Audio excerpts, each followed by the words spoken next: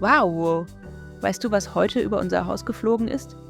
So ein riesiges Flugzeug mit breiten Flügeln, wie ein fliegender Wal mit Turbinen. Hihi, ein fliegender Wal. Vielleicht war es ja der Pteranodon im Urlaub. Der Dino mit den Flügeln, der wie ein lebendiger Drachen aussah. Ja, der Pteranodon. Der hatte auch riesige Flügel. Über 6 Meter Spannweite.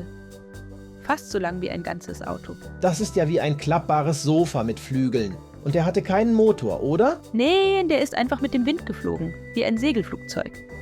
Ganz leise, ganz geschmeidig, mit langen Gleitflügen über dem Urzeitmeer. Und das Flugzeug heute, das war sicher eine Boeing. Die hat 2 Turbinen, die machen Vroom und saugen Luft rein, wie ein Staubsauger auf Weltreise. Haha, genau.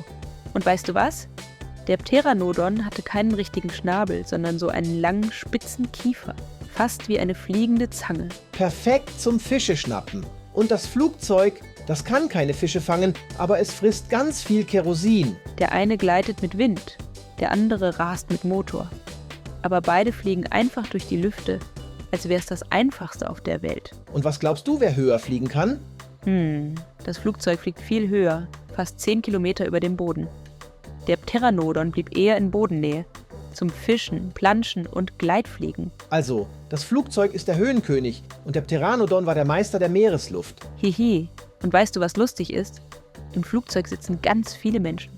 Der Pteranodon war sein eigenes Flugteam. Pilot, Passagier und Gepäck in einem. Stell dir mal vor, es gäbe heute Flughäfen nur für Pterosaurier, mit Fischbuffet und Palmenlandeplatz. Dann würde ich mit meinem Pteranodon-Flugdienst jeden Tag zur Schule fliegen. Ohne Stau, mit Wind im Fell. Und ich würde winken vom Balkon. Mau Airlines bitte zum Landeplatz 3. Hihi. Ja! Und bei Turbulenzen ruft der Pteranodon nur, halt dich fest. Gleich wird's lustig.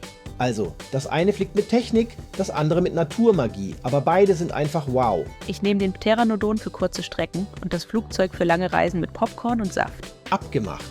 Und falls du mal wieder am Himmel was Riesiges siehst, vielleicht ist es ja doch ein Dino mit Flügeln, der einen kleinen Urlaub macht. Mit Sonnenbrille und Schal, Tero on Tour. Ole Doli, Doli, Doli.